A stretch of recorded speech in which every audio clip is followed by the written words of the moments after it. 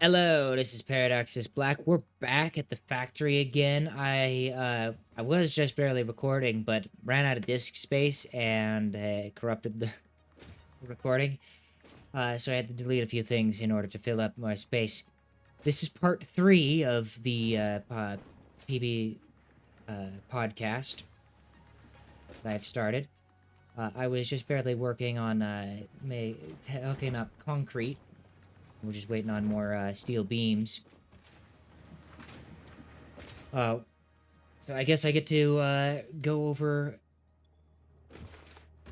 my everything else that's been going on in the Stormbound campaign, as this is now part 2 of that, as I didn't quite finish last time.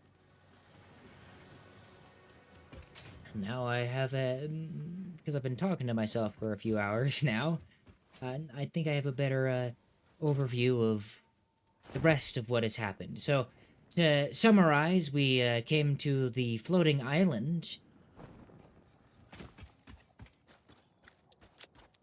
which is above.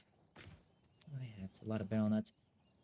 Yeah, we came to the floating island that we had gotten to after pitting the two ships against each other, and we were getting ready to, get onto the island, which we managed to. Only like a couple of us almost fell to our deaths, but wasn't all of us, so hey. It's pretty good in my books, right?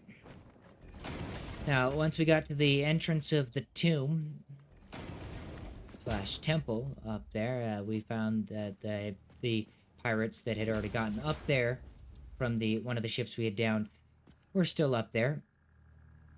And so, of course, they gave us a warm welcome, as in that being that they attacked us immediately and without hesitation.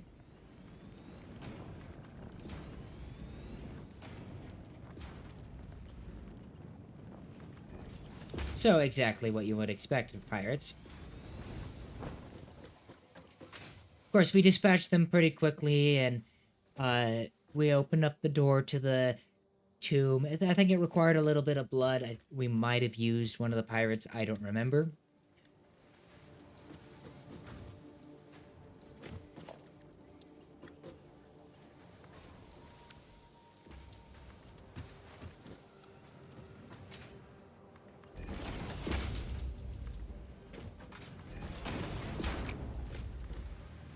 What I do remember is that once we got inside, we saw murals of a pirate lord indicate whose tomb this was, indicating who it was that we were, whose tomb it was that we were entering.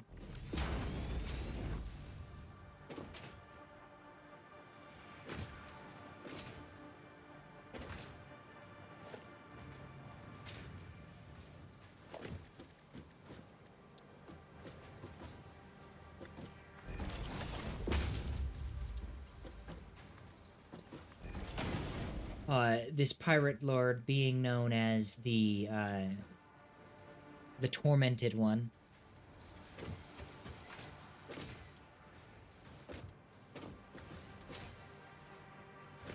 Or the,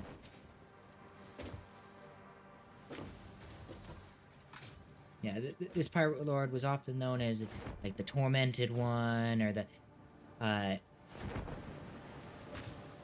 he was one of the 7 pirate lords of this region. So he was one of the historically 7 most powerful people in this whole area. And these depictions indicated that he was actually the champion of the Raven Queen. Much like one of our party members, as we find out later. From there, we came into a room with a riddle before we could enter the tomb further. Normally, this riddle would take a few hours. It It's a classic 50 questions to solve the riddle, in which you would only receive yes or no answers that the five involved, or five individuals who the statues depicted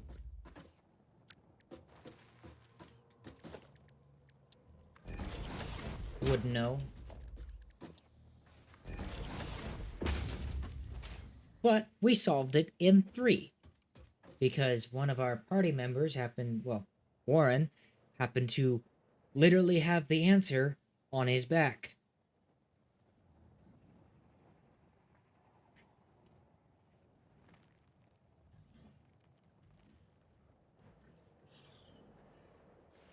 The riddle basically being that this king and a bunch of his people going down to this like I think it was his king, his advisor, his magician, his blacksmith, and his blacksmith's friend, who was a warrior.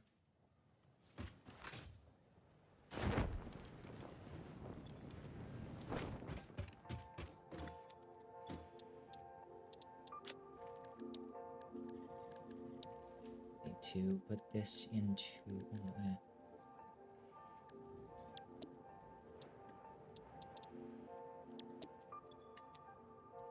To do that. Edit.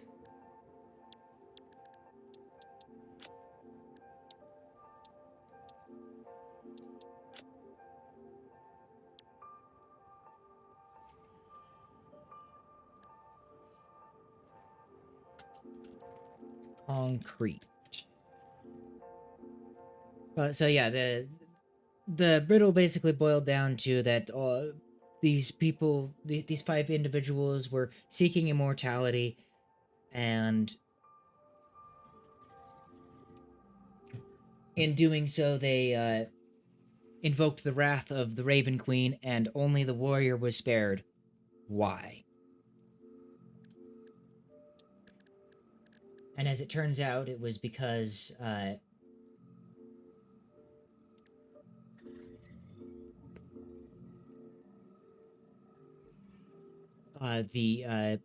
the warrior happened to be a the champion of the Raven Queen, or offered to be the champion of the Raven Queen, or something like that. And as knowledge cannot be removed,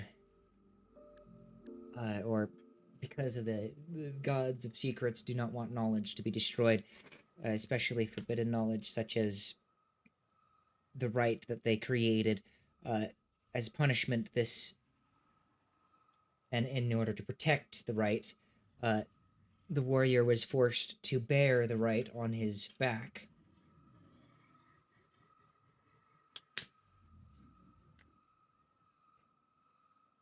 Until the day he died, and but was also granted an extended life.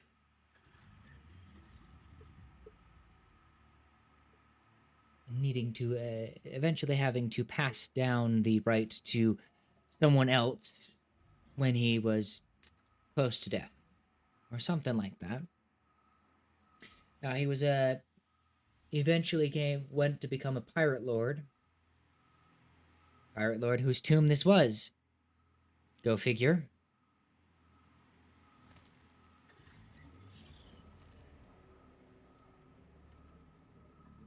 And later on, we found that several party members were far more involved with that pirate lord than we thought.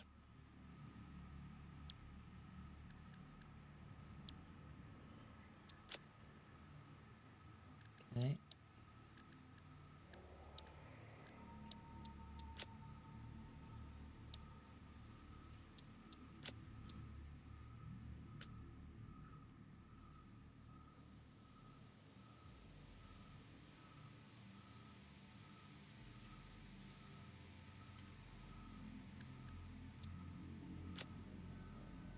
All right.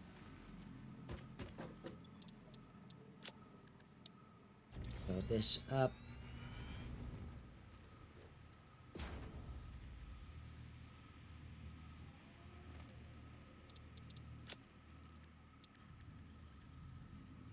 Do this.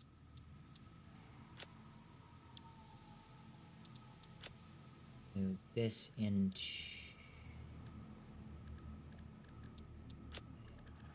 Edit this, go into here.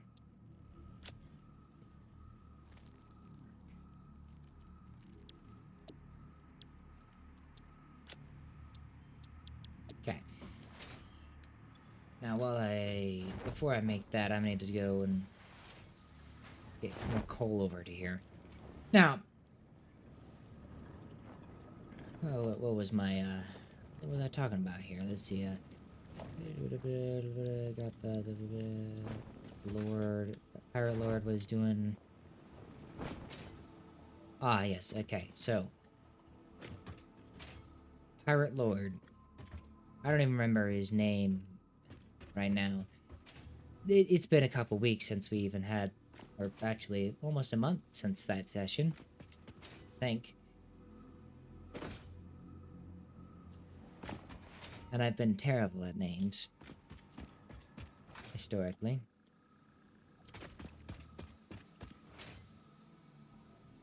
Long story short, this guy was a big deal. Oh yeah, this area it has a lag spike then, that's right. Alright, we gotta get through this. Now,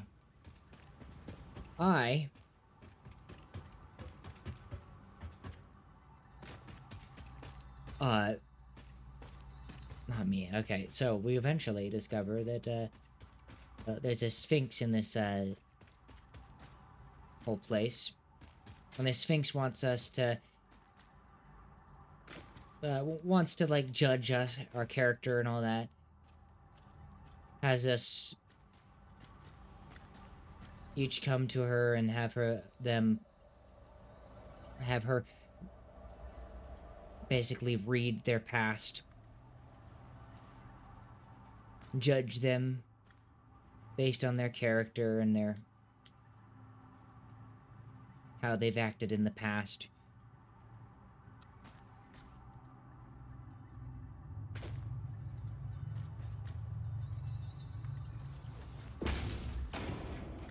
Eventually, I hope the game will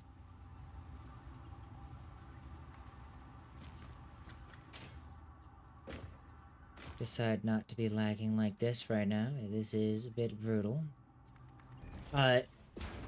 Basically, it was an excuse for each character to give an exposition dump about their character's backstory.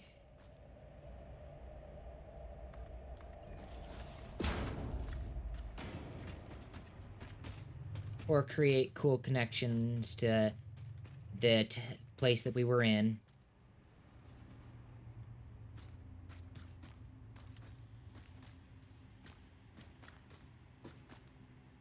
And Duna indicated a bit of the story behind the map that's on their back.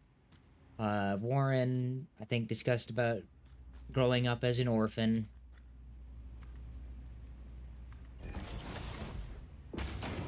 And being chosen to carry the right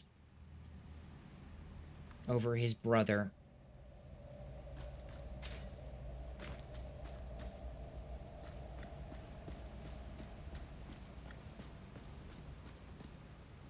And my character being... well, both, like, some of his actions, with, like, the destroying of ships, but mostly an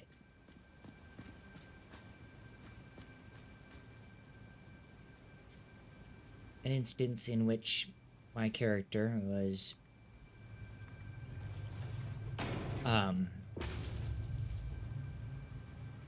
or a past life of my character, in which they were acquiring or looking at this certain tablet with a sort of inscription on it. An inscription that he couldn't remember in the memory. He knew that he had seen it at the time.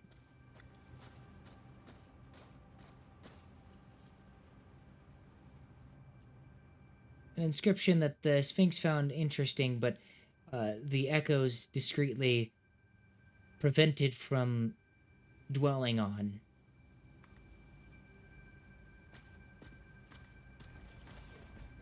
As Kylan's echoes were almost seemingly dictating what was allowed to be seen and what was kept secret in Kylan's own mind.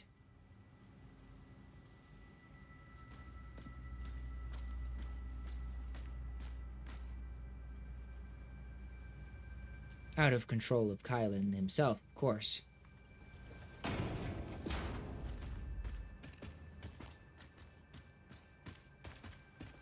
Yeah, this lag is...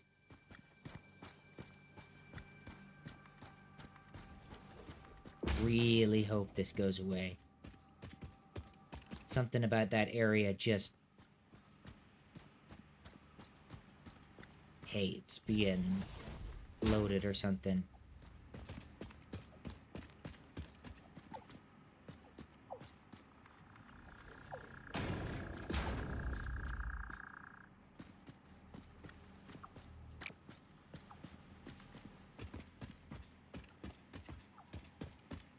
Now, eventually,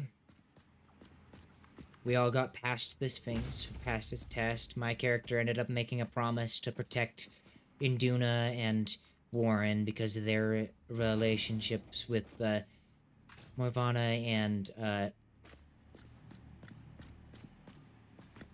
the Raven Queen. Warren being the right bearer for the Raven Queen, and Induna being a servant of Morvana. Morvana and the Raven Queen often getting into fights with each other over the proper way that people should pass, where souls should go after dying at sea. As the sea was Morvana's domain, but death is the Raven Queen's domain.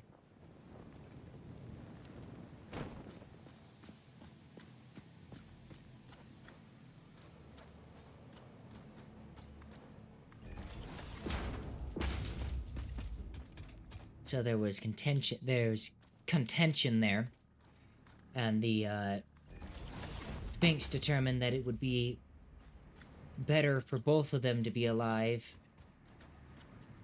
to fulfill their purposes.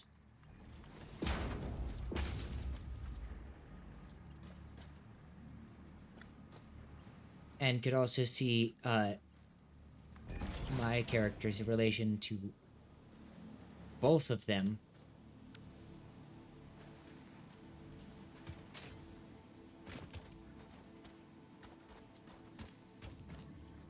In past actions, especially with his repeated resurrections. From there, we ended up getting separated because of a water tunnel thing. Got into a couple of fights with like some statues and some a dragon creature thing that hides in the dark. Before we managed to get back together and found this room in which there were ancient texts written in Celestial. Only one of our player characters able to read it, being Induna, with having the necessary spells to be able to read the text, discovered that they pertained to a history of the pirate lord whose tomb this was. And apparently that pirate lord had their family was killed early in his life.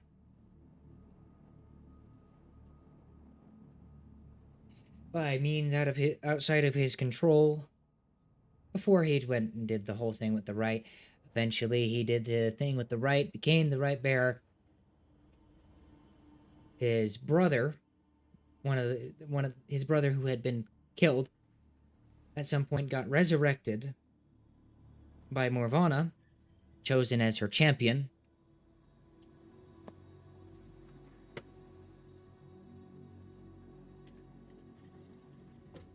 And eventually, out of jealousy, this brother had tried to attack, or out of supposed jealousy, this brother tried to attack this pirate lord.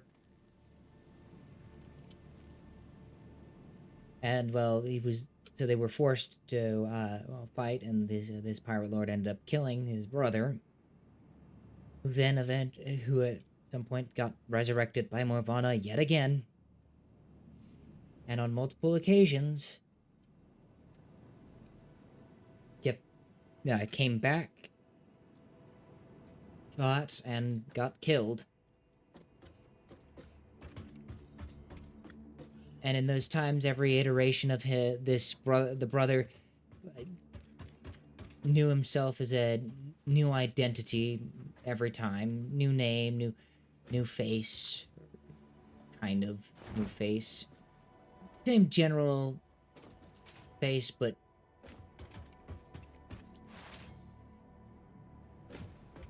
one of the names that he had been known by, knew himself as, we turned out to be one of the names that Kylan, my character, had been known by in one of his past lives, as he had discovered, as we found on the Cannon Island that I described in the first section. That my character had been once known as like something Ironwood or something. I can't remember the name. I'm terrible at names. Regardless, that same name ended up turned out to be on these inscriptions of history in this tomb. And now, funnily enough, because Induna was the one who was reading it, he chose to keep this fact to himself for the time being.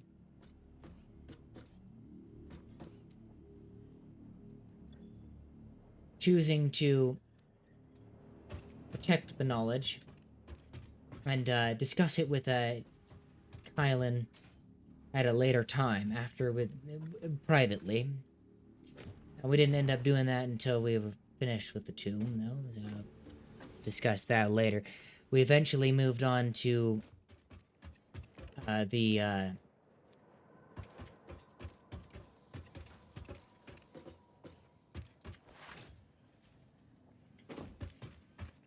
what's it called?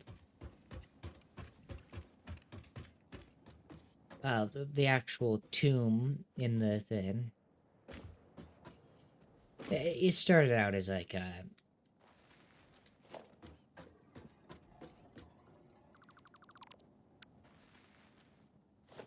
well, I mean, there was like this big bridge that we had to go past. It had giant swords that came down, and if you got under them, and we had to run through that. Or we ended up running through it. Didn't actually have to run through it, but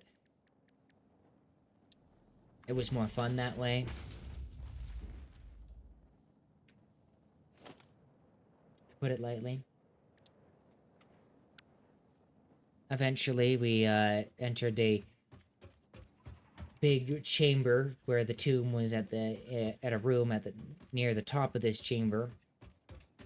And in this chamber was the spirit of the first mate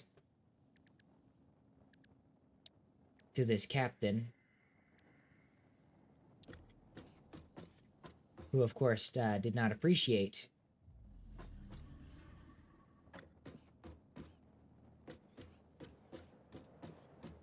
us being there.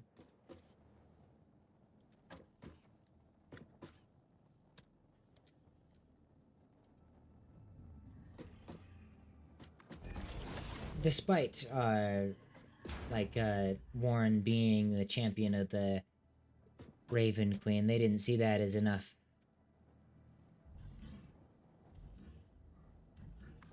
Of an excuse. And so they decided to, attack us.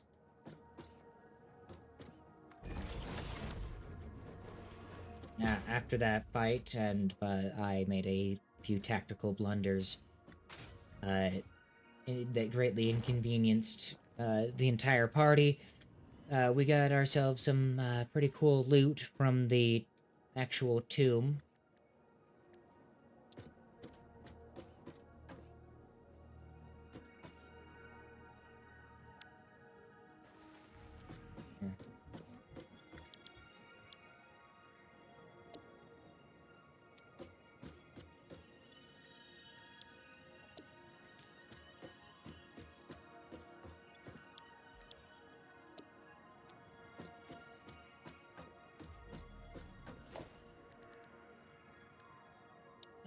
I got a knife that does a little bit of extra damage every so often, like once per short rest or something.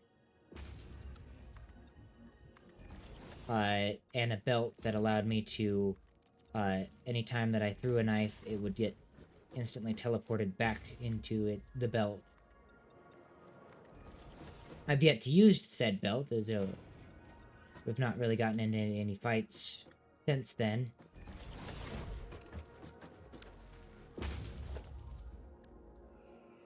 Which shows that, kind of shows where what direction the party's been going in recently. We decided to depart southward after we got out of this tomb.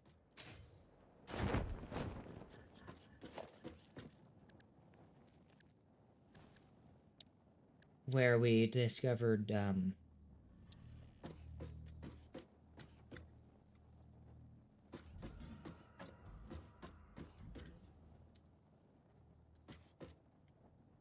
guess we didn't discover them. We came across what is basically the Fire Nation, a group of people called the Ignitus, who have ships made of metal and that use engines.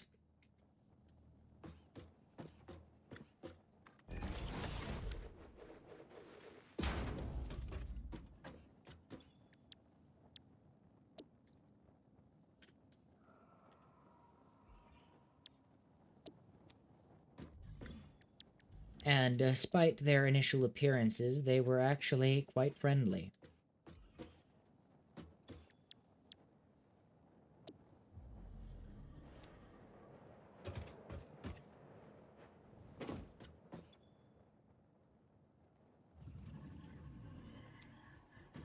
Being perfectly willing, actually, to let us enter their city and begin to hire their services in upgrading our ship.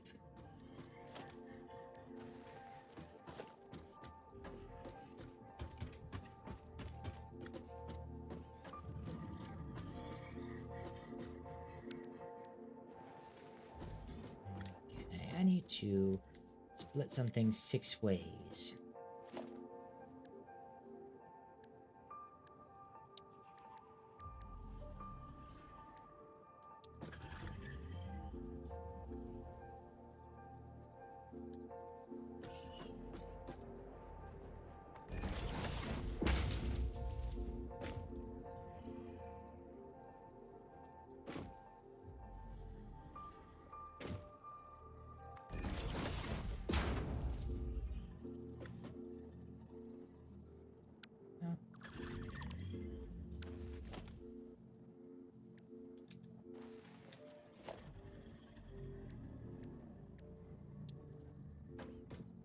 Gets us 5 ways, but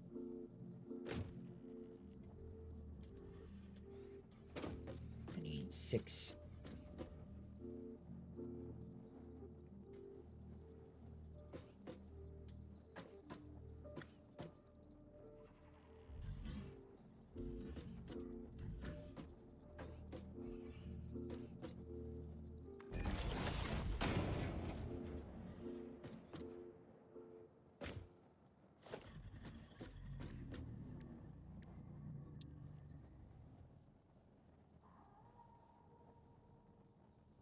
That'll work.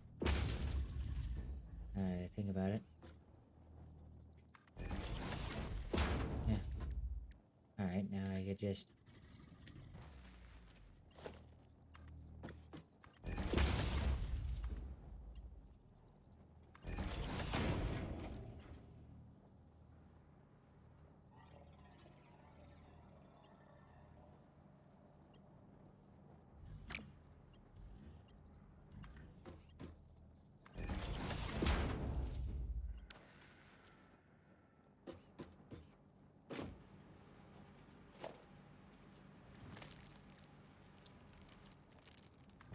stick a conveyor hole.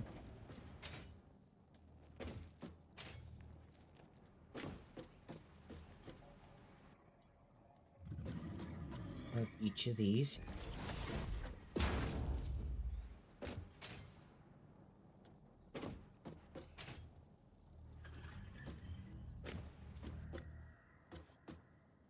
I need to...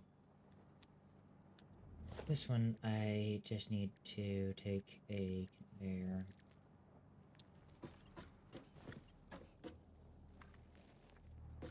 Move it up.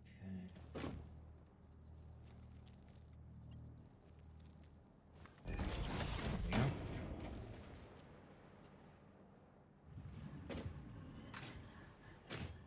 Alright, what was I talking about? Oh yeah, we went to this land of the Ignitas. On the way there, we discussed how every character's story was going, between like who was after who and what. We learned that the Cult of the Deep was after Warren, and Chesty was also kind of after the Cult of the Deep because they had taken Chesty's family.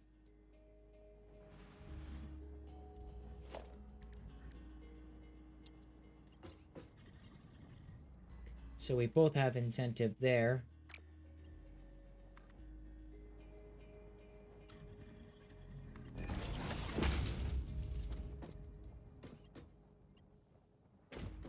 Or, well, they both have incentive there to work together.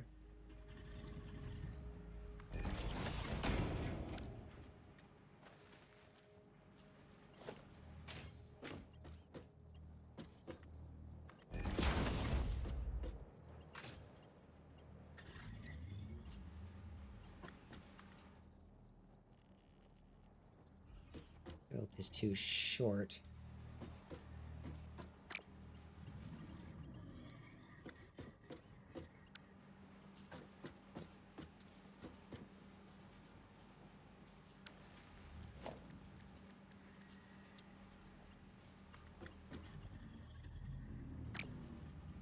Yeah, it's gonna be too short if you're gonna plan like that. I have to completely do this over, and probably this one, honestly.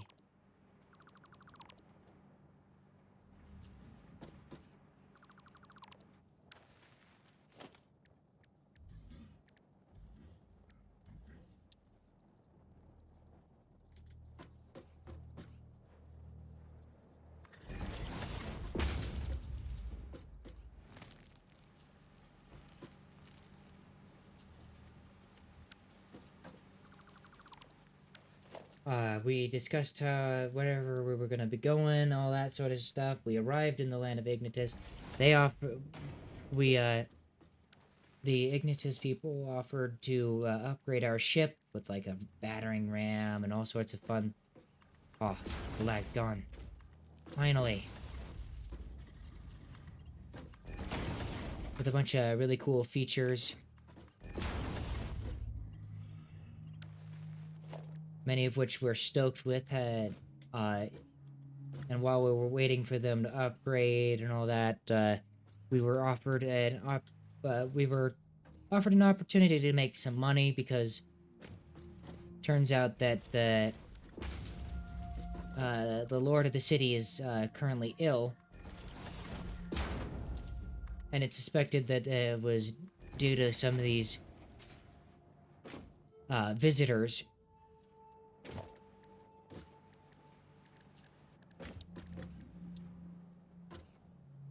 who had poisoned him or something.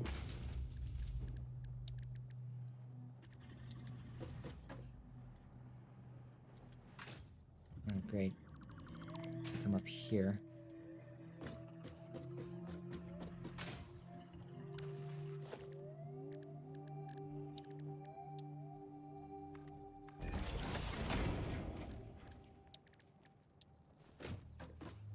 These these people that supposedly poisoned him, they're interdimensional travelers, so that who happen to be from the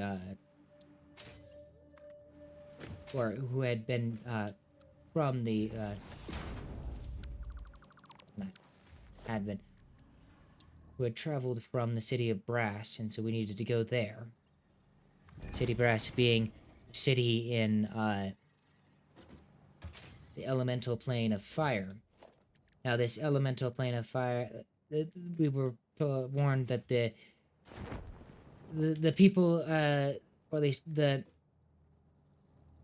officials of the elemental plane of fire, may not be particularly friendly.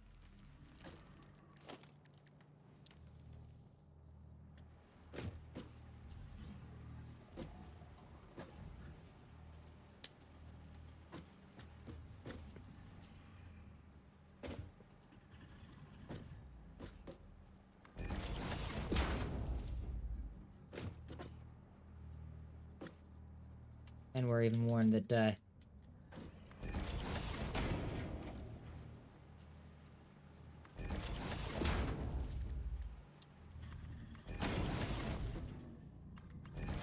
we don't want to anger them, that they might know a bit more, so to speak.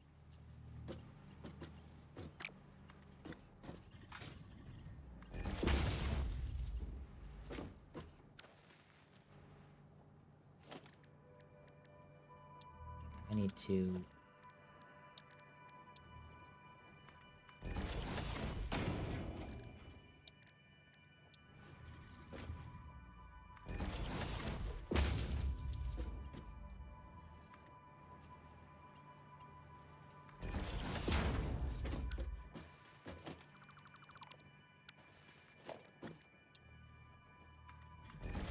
do this, and then I need to drag it back down. Yeah, I have to do so many weird things to get this to work. We were basically offered a ton of money in order to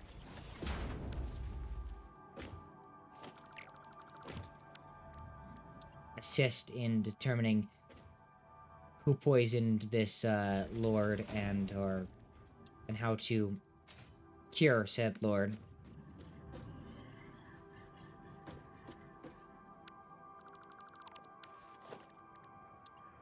A task that we were quite willing to do.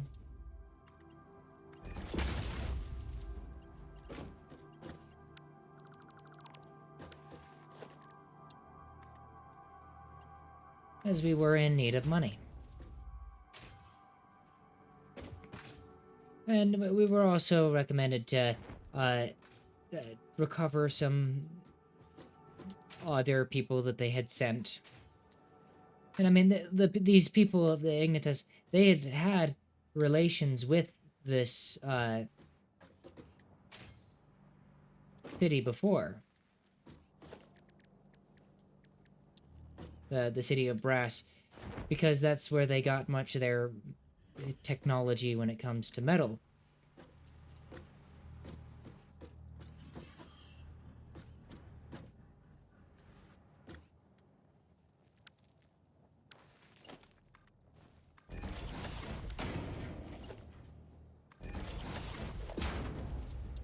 But we needed to figure out why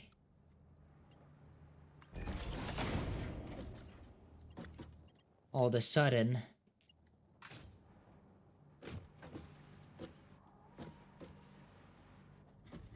crap was starting to hit the fan. You know what I mean?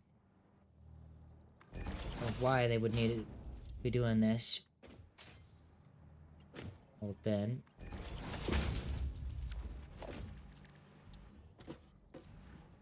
And that's about where we left off in the party. However, for like the last session, I had a thing where my echo was acting a little bit. So technically, throughout this campaign, I have been having it so that my echo has been progressively getting more, acting on its own, so to speak. You know, where it's on more occasions doing what it feels like, acting on its own volition.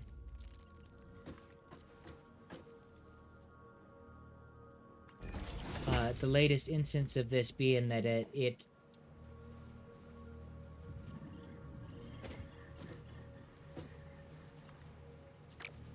for unknown reasons is sort of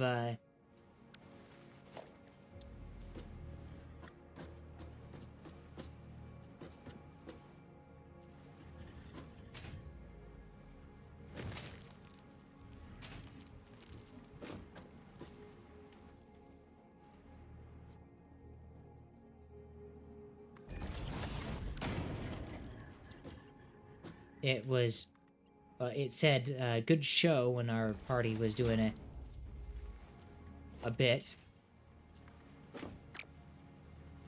Oh. Okay, that explains it.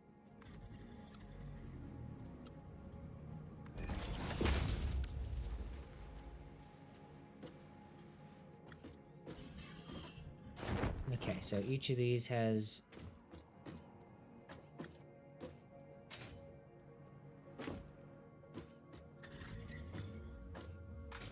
going up, right? Okay, let me see up here.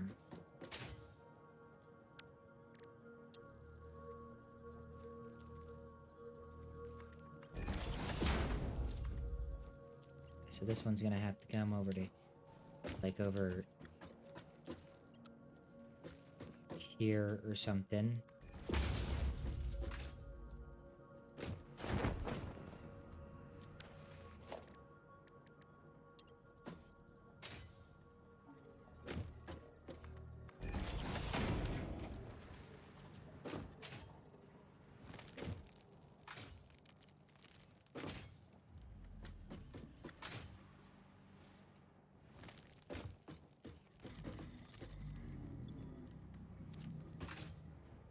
I can't really see if anything is going through anywhere without putting stuff onto a conveyor, but I can't.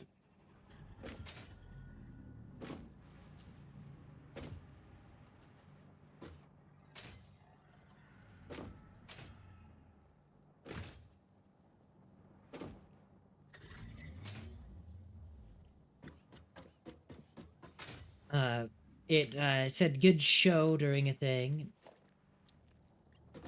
At some point,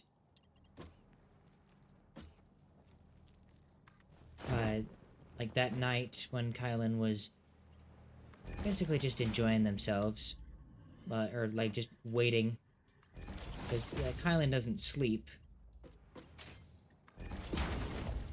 being unable to, or well, not needing to as a reborn.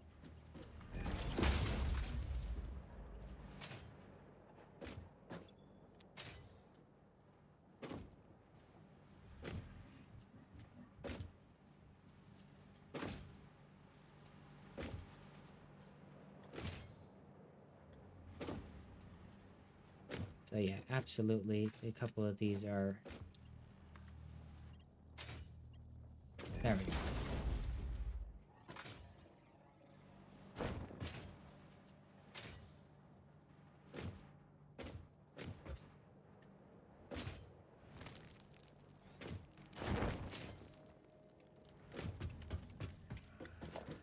I need a bunch of mergers back here. Kylan heard it humming throughout the night. Though it was so soft, he couldn't even tell that it was coming from it.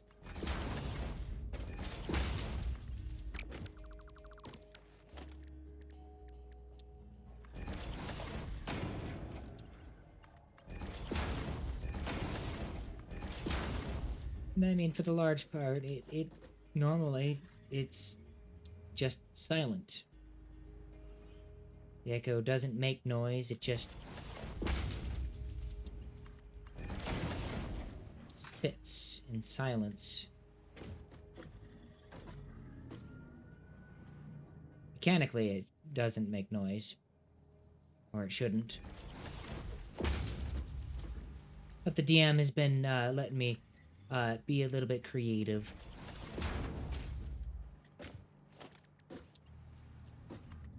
With how I depict the character. And the abilities.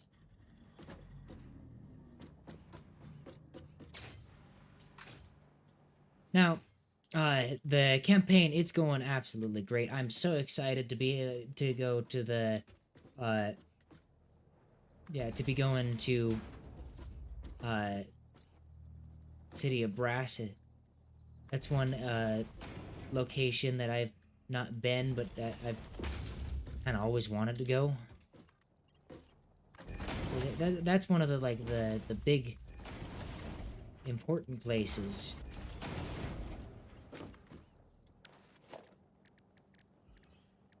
You don't get to see those all too often and outside of official modules. So it's a really exciting opportunity to really see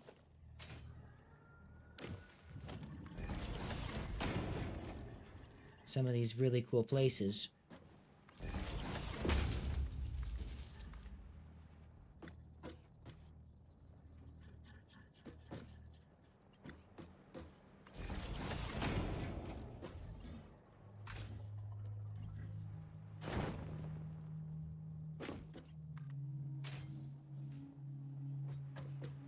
Well, that's a complication. I've run out of wire.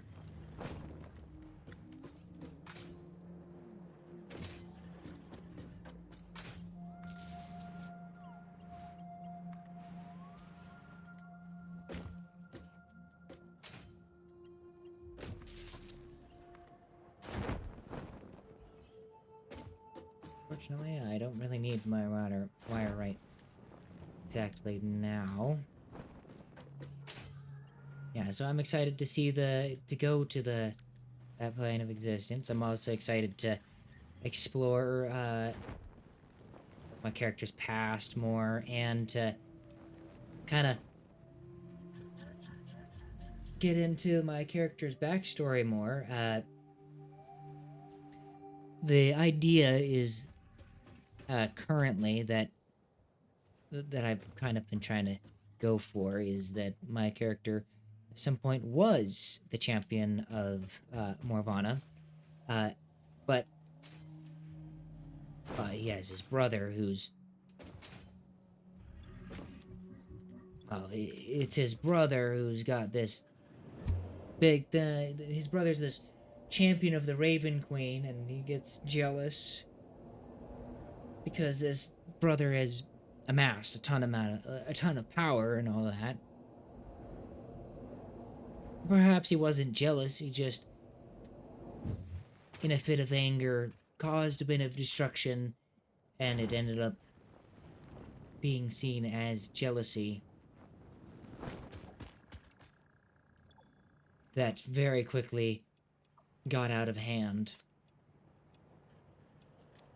And at some point, just being the champion of Nirvana wasn't enough.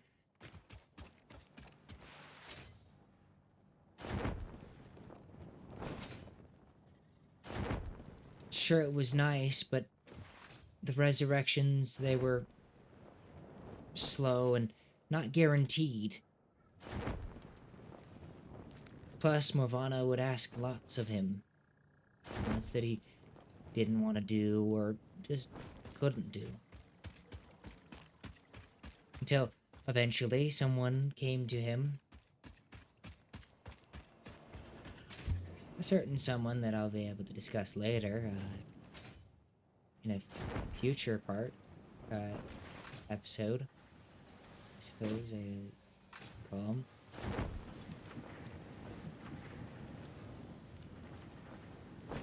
Person who proposed an alternative.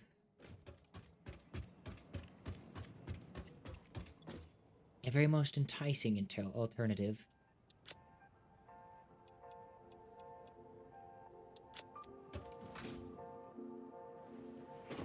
And I believe that will conclude this episode, this second part of the Stormbound thing. I was very largely distracted this time. I really need to get better at talking about the things constantly. More constantly. I've been sitting here just like licking in the back of my teeth because there's like a sore there. It's been very distracting.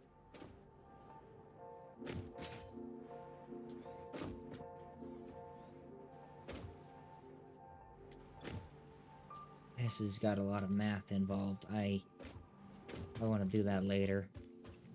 I'm going to finish up this episode and think about doing that math later and then go to sleep probably. So yeah, that's been this episode of the Stormbound section. Next time, we'll be going over my second campaign, the Exandria one. My character concept in there, how that's been going. This has been more of like a summary of the Stormbound campaign. And it's not been the best of summaries. I mean, there's a lot of details, and I didn't take notes. I'm doing most of this off the top of my head. At some point, I might think about, like, actually writing down more in-depth details about, like, what things I want to bring up or what things I want to just not talk about. And even, like, in later episodes, I'll be talking about things that actually connect back to here, to the Stormbound campaign.